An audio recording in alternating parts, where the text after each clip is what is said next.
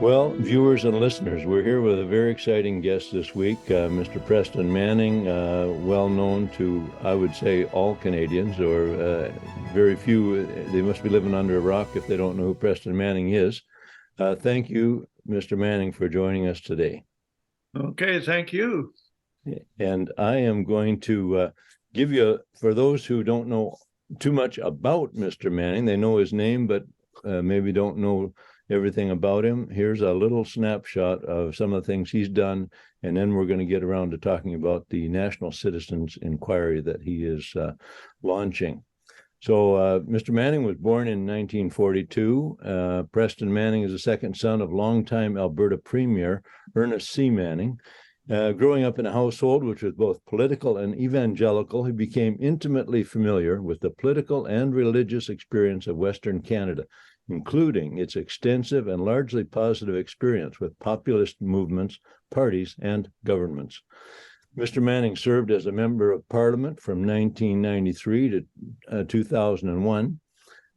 He founded not one, but two political parties, the Reform Party of Canada and the Canadian Reform Conservative Alliance, both of which became the official opposition in the Canadian Parliament and laid the foundation for the Conservative Party of Canada, the CPC.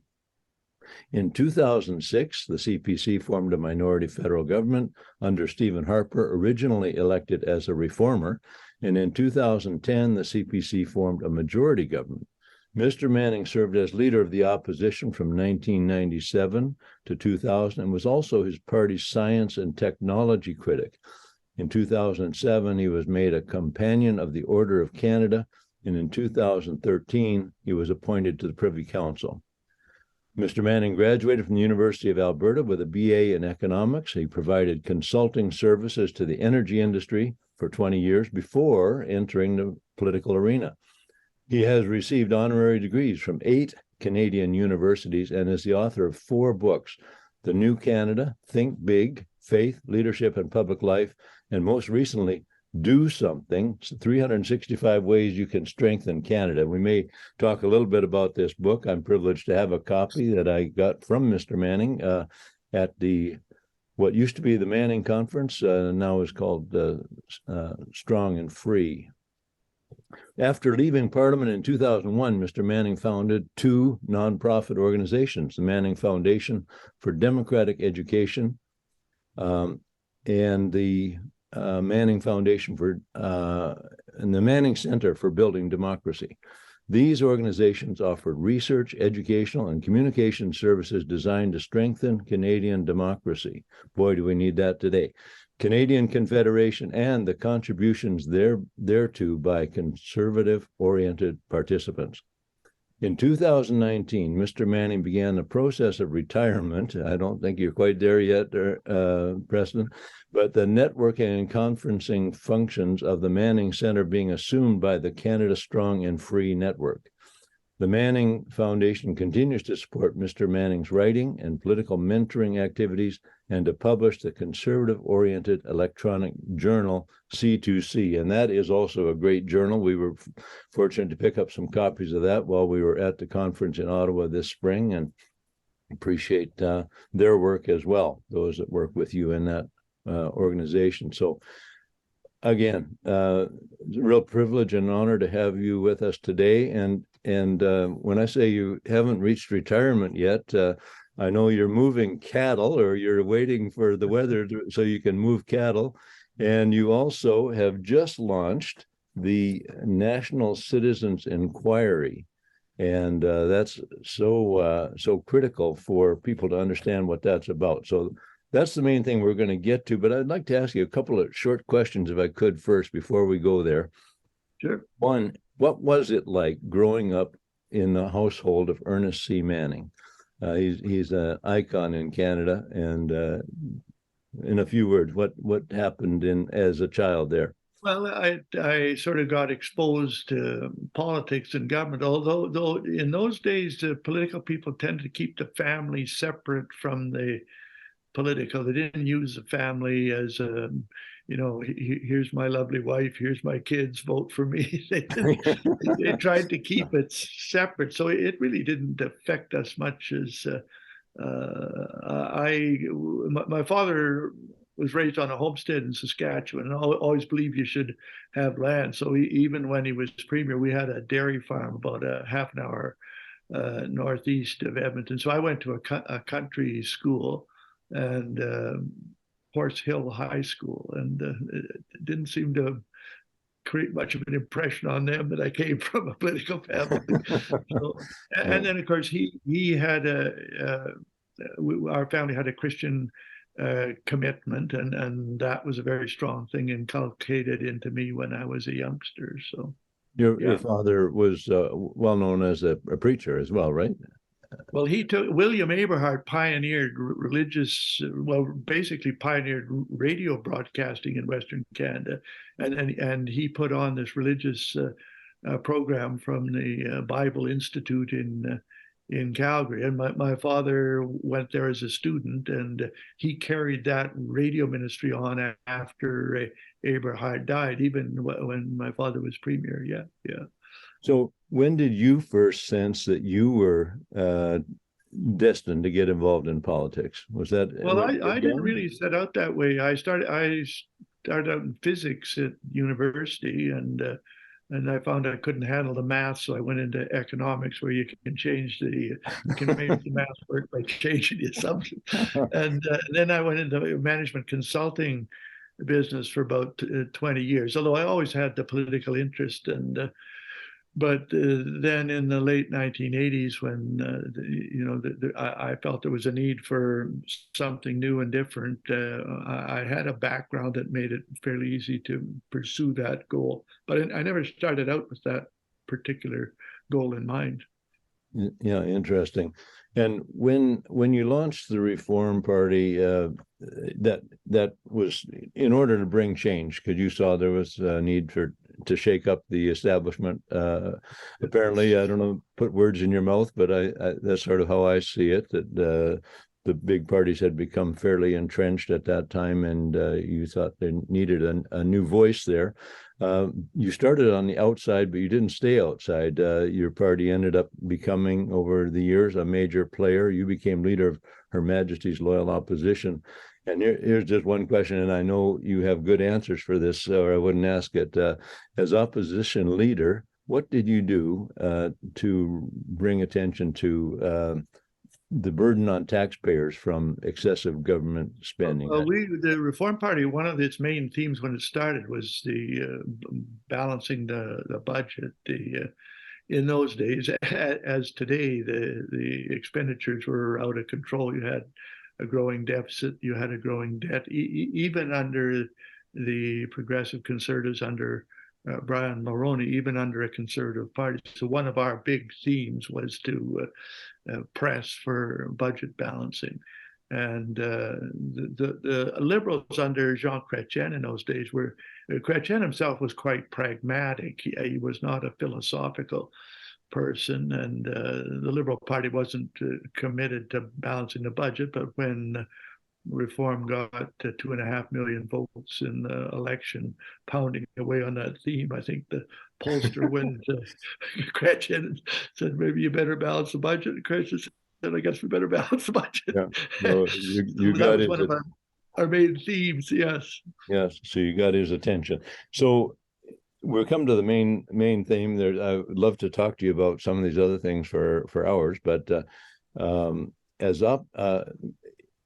last week you launched the National Citizens Inquiry, and I saw the announcement you made in Ottawa, and the press coverage of that, which was very good. CPAC did a good job of recording your announcement.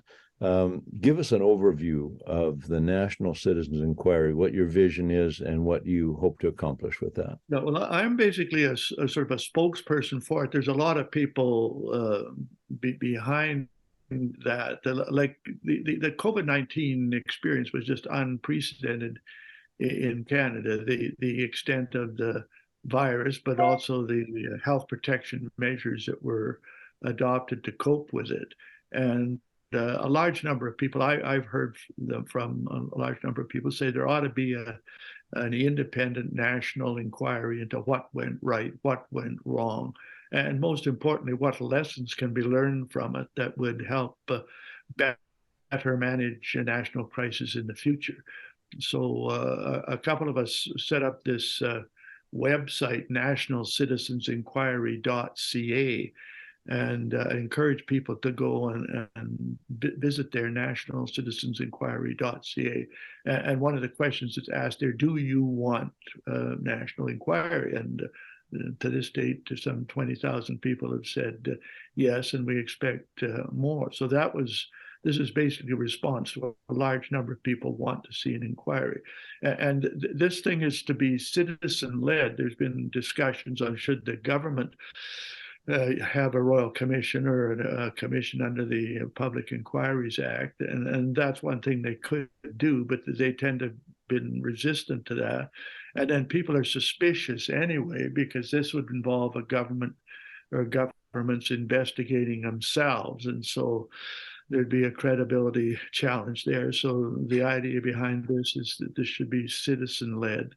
And one of the other requests on that website is asking people, who would you trust to conduct such an inquiry? Who would you trust as commissioners? And we're collecting names along that line, and we'll investigate those folks and try to come up with 5 commissioners to conduct this inquiry. This website will be live and basically inviting that kind of response for November and December.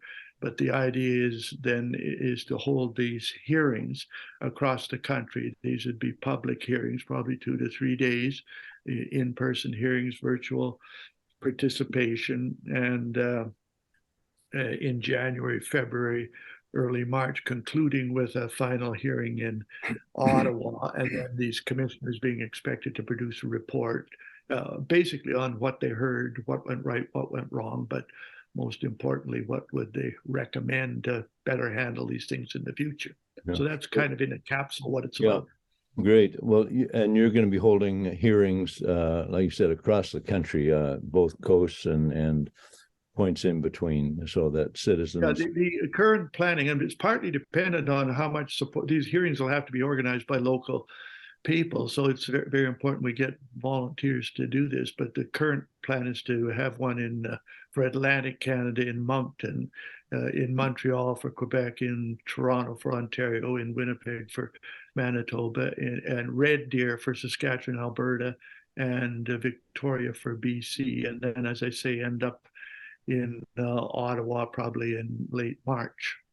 And this one of the primary goals from your site, and from what I've heard you say in other interviews, is to investigate the harms, give people an opportunity to speak about the harms that they suffered as a result of some of the COVID. Yes, yeah. If folks go to that website, there's a couple of backgrounders there. One is an opinion survey that was done in the middle of October, in which 74% of Canadians said that they were harmed by these health protection measures. Now, this isn't talking about being harmed by COVID-19. There were people who were harmed by that, and there's statistics on that.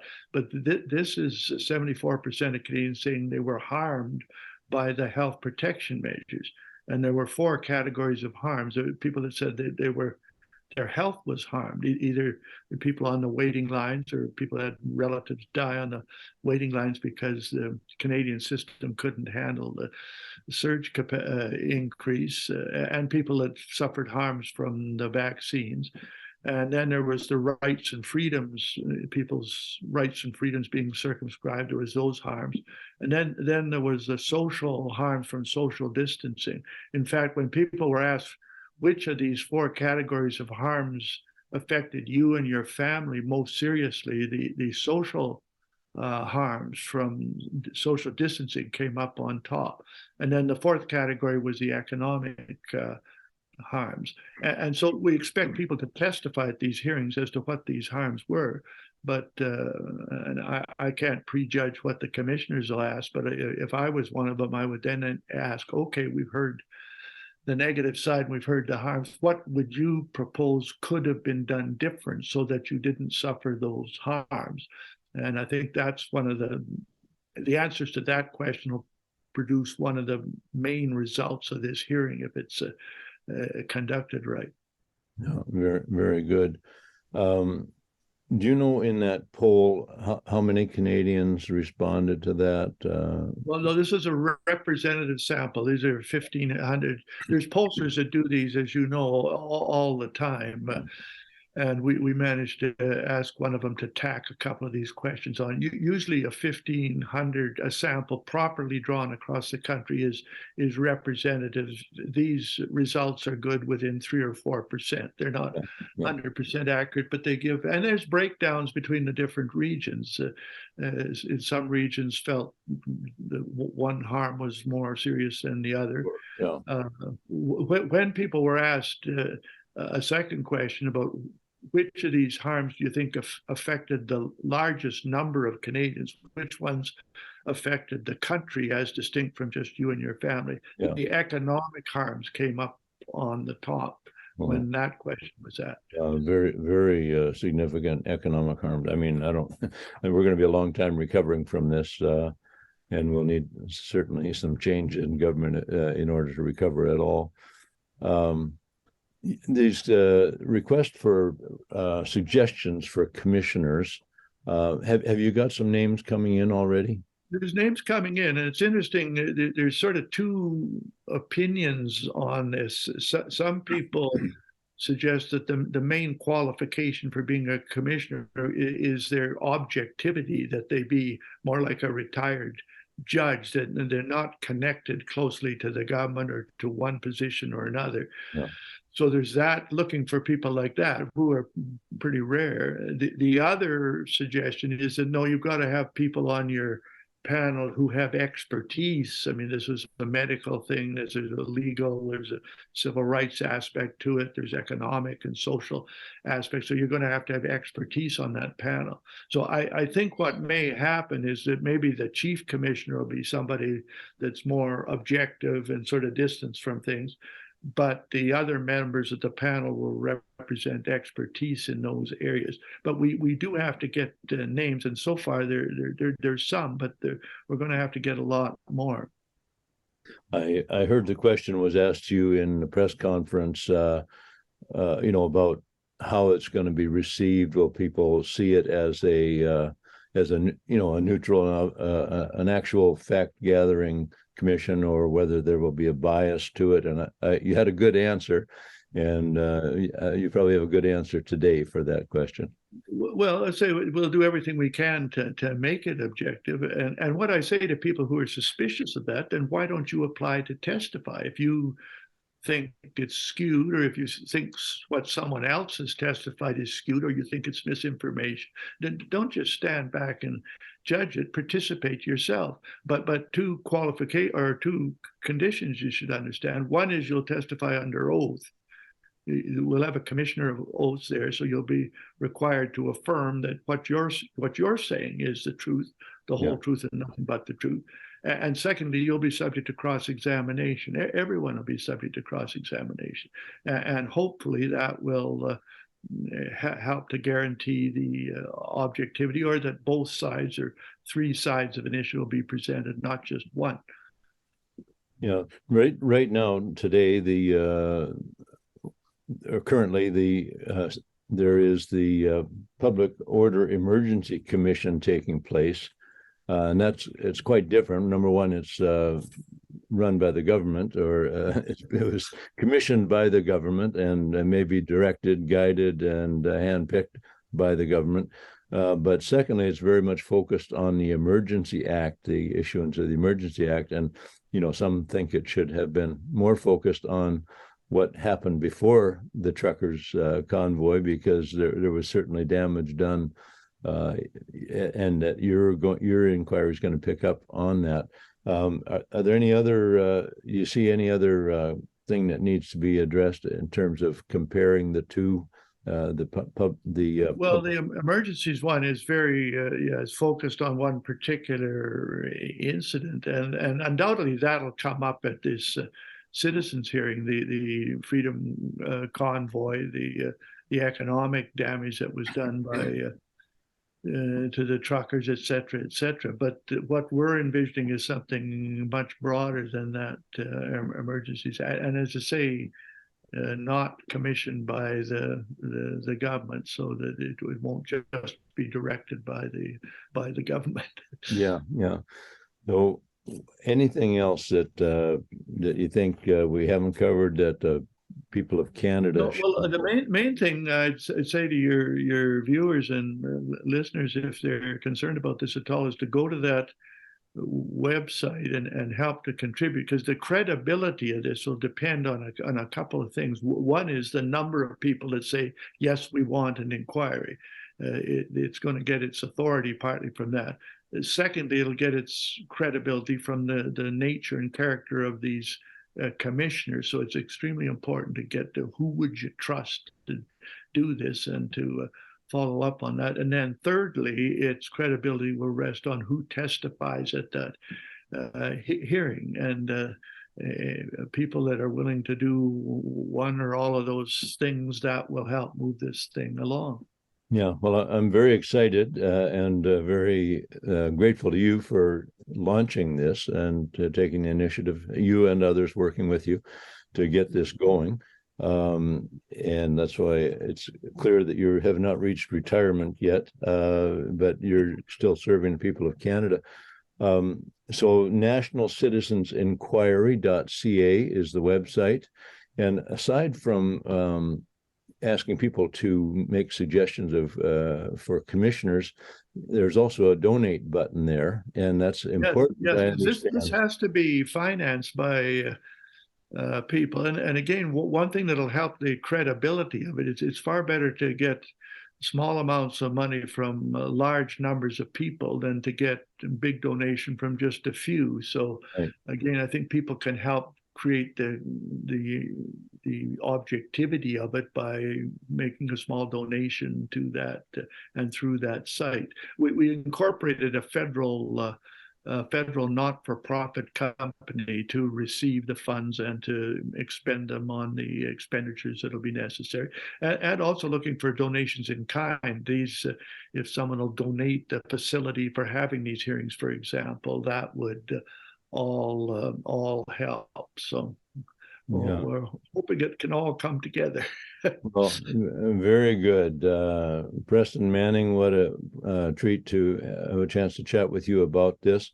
We look forward to hearing more about it, and we hope that it gets fair coverage in the news. It was, fairly good, your press conference. I think you carried it off well, and hopefully the national media would show an interest in this because when they ask us about will this be fair and objective, I say, oh, certainly it'll be just as fair as the CBC and the editorial page of the Toronto Star and the political science department. We've got these great models of objectivity to copy, so we'll try to do that and even do better. Well, I think it won't be hard to do better because they're certainly lacking that kind of integrity and credibility right now in the existing national media that are financed by taxpayers through the government, large S. And so it's so important what you're doing. Thank you for joining us today, folks. Be sure to check this out at nationalcitizensinquiry.ca